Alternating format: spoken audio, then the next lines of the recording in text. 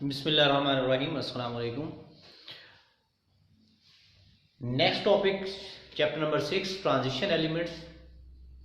That is totally about general characteristics of transition elements. First, binding energies, इसको हम previous lecture में complete कर चुके हैं। Number 2, transition elements, melting and boiling points. याद रहे, ट्रांजिशन एलिमेंट्स के मेल्टिंग और बॉइलिंग पॉइंट जो है left to right Aahista Aahista increase होते चले जाते हैं, और जैसे जैसे नंबर ऑफ अनपेयर्ड इलेक्ट्रॉन कम होते चले जाते हैं तो number of electron for bonding चूंकि डिक्रीज होते चले जाते हैं, जिसकी वजह से इनके मेल्टिंग और बॉइलिंग पॉइंट डिक्रीज होते चले जाते हैं। इवन दैट जब हम आखिरी group like it mean zinc तक पहुंचेंगे तो उनके मेल्टिंग और बॉइलिंग पॉइंट जो है वो सबसे कम होंगे। तो melting and boiling point increases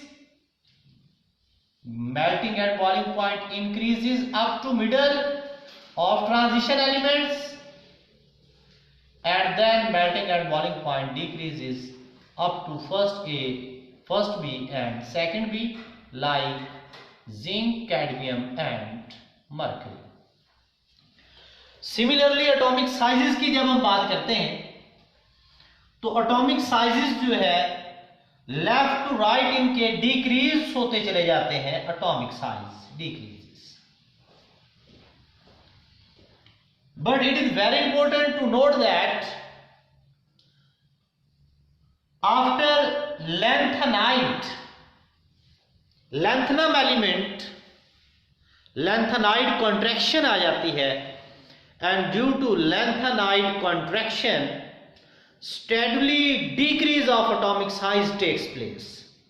कि अगर हम सेकंड पीरियड में या थर्ड पीरियड में देखेंगे तो हमें एक रेगुलर डिक्रीज मिलेगा, एक जर्नल डिक्रीज मिलेगा, लेकिन आफ्टर लैंथनम 57 एलिमेंट के बाद चूंकि एफ ब्लॉक एलिमेंट स्टार्ट हो जाते हैं, एफ ऑर्बिटल उसमें इन्वॉल्व हो जाता है, and due to the penetrating effect of the f orbital atomic size steadily decreases.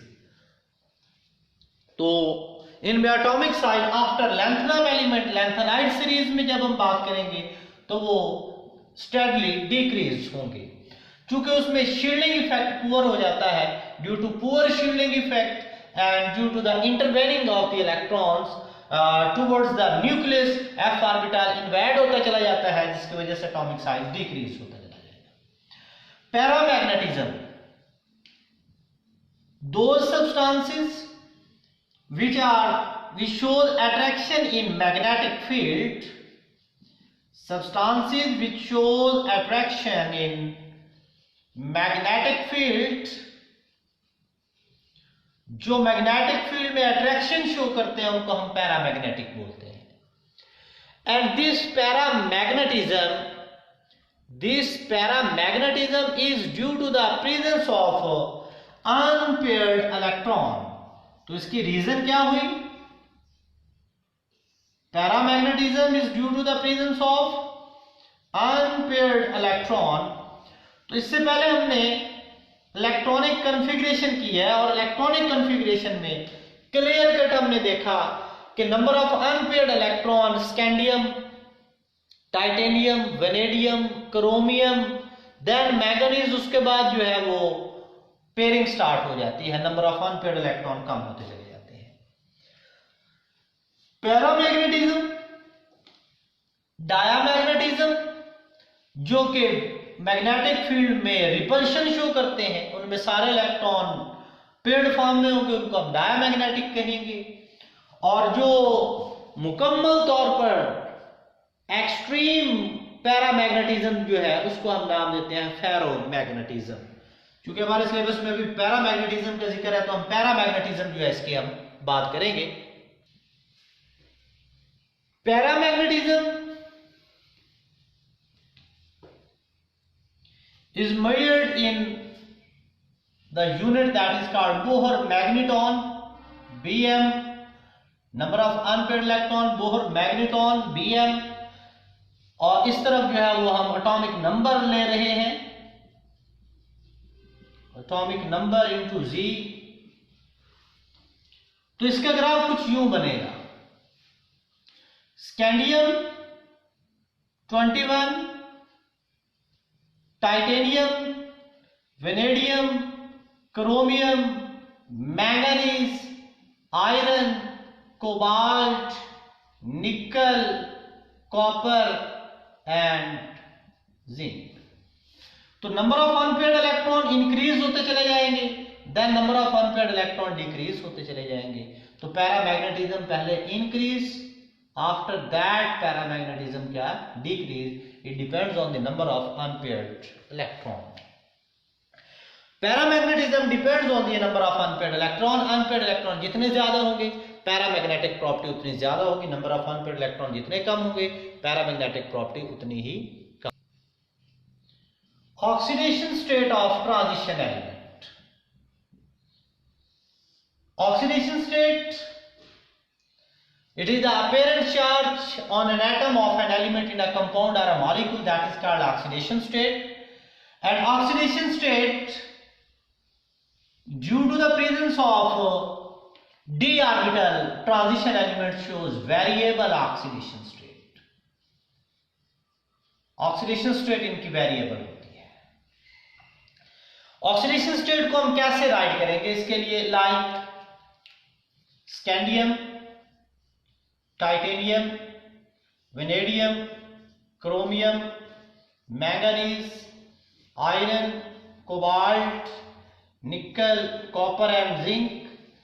तो मैंने आप लोगों को बताया था कि आपने फर्स्ट ट्रांजिशन सीरीज जो है उसको याद रखना है। First transition series 21, 22, 23, 24, 25, 6, 7, 28, 29 and 30।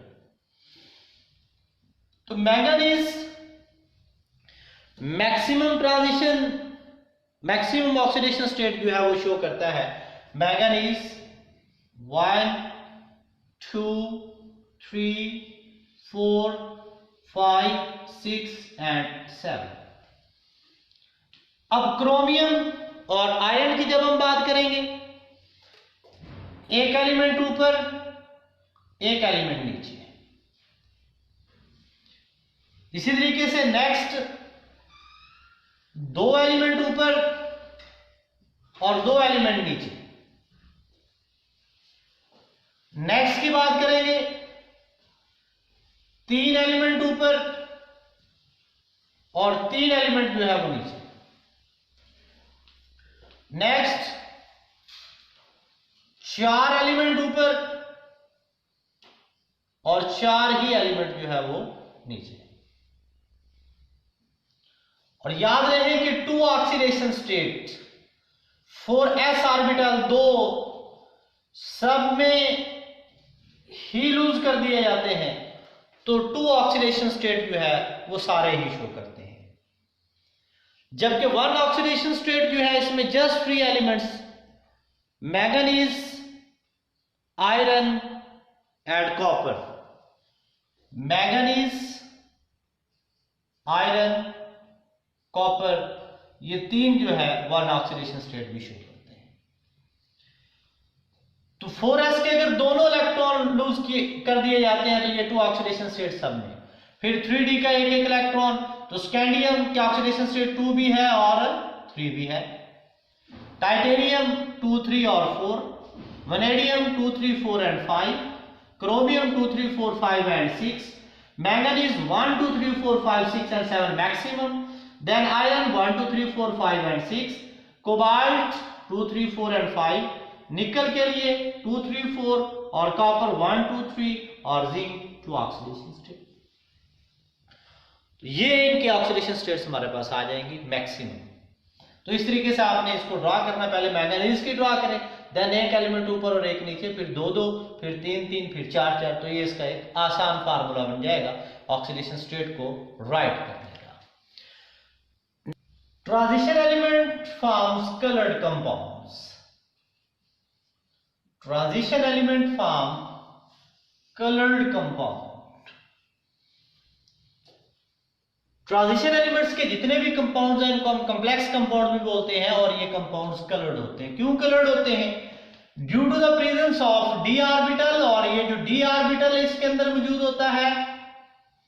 D orbital, इसमें इलेक्ट्रॉन की ट्रांजिशन होती है, इसको हम बोलते हैं डी डी ट्रांजिशन।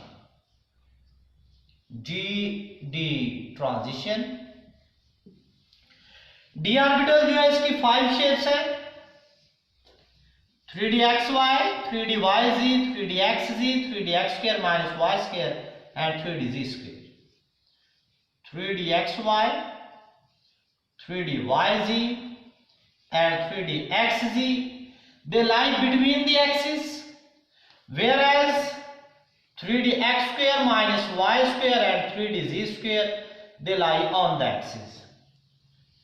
अब जब कोई भी एटम बॉन्ड बनाने के लिए इनके करीब आते हैं, जब कोई भी एटम बॉन्ड बनाने के लिए, इनकी एनर्जी अभी सेम है, डी जनरेट ऑर्बिटल, इनके करीब बॉन्ड बनाने के लिए आते हैं, अगर तो वो एटम इनके सामने आ जाते हैं 3dx² minus y, x² minus y² और 3dz² ऑन द एक्सिस, तो ड्यू टू रिपल्शन इनकी एनर्जी ज्यादा हो जाती है, ये ऊपर की तरफ, और ये जो 3 है बिटवीन द एक्सिस ये नीचे की तरफ आ जाएंगे। That is called splitting of orbital. Orbital जो है वो स्प्लिट हो जाएंगे बिटवीन द एक्सिस। इन तीनों की एनर्जी आपस में सेम होगी, इनको हम बोलेंगे ट्रिपली डीजेनरेटेड ऑर्बिटल्स। ट्रिपली डीजेनरेटेड ऑर्बिटल्स, और इन दोनों की एनर्जी आपस में सेम होती है, they are called doubly degenerated orbitals. और इनके दरमियान ये जो एनर्जी का डिफरेंस है इसको हम स्प्लिटिंग एनर्जी भी बोलते हैं, डेल्टा ई से हम इसको रिप्रेजेंट करते हैं। अब इनमें जितने भी इलेक्ट्रॉन है, फॉर एग्जांपल 1 2 3 4, जो भी इलेक्ट्रॉन है लो एनर्जी स्टेट्स हाई ई में मूव करता है, और हाई से जब ये वापस में आएगा तो स्पेसिफिक कलर वाली रेडिएशन को ये इमिट करेगा। तो जिस कलर वाली रेडिएशन को ये इमिट करेगा इसको हम बोलते हैं इलेक्ट्रॉन डी से डी में मूव कर रहा है, that is called D D transition. The color of the compound is due to the presence of the DD transition, and the color specific wavelength of the color जो कि emit होगी वैसा ही इस compound का जो है वो कलर आ जाएगा। फॉर एग्जाम्पल अगर हम टाइटेनियम की बात करते हैं तो टाइटेनियम जो है वो इसमें येलो लाइट जो है उसको ये एब्जॉर्ब करता है, येलो लाइट जो है इसको एब्जॉर्ब करता है, और वायलेट कलर जो है उसको ये ट्रांसमिट करता है। टाइटेनियम की अगर हम बात करते हैं तो ये वायलेट कलर जो है इसका बनता है, इसको ये ट्रांसमिट करता है, इसकी वजह से इसका टाइटेनियम के कंपाउंड जो है वायलेट कलर के हमें नजर आते हैं। तो ये coloured why transition element shows coloured compounds. Next characteristic is interstitial compound.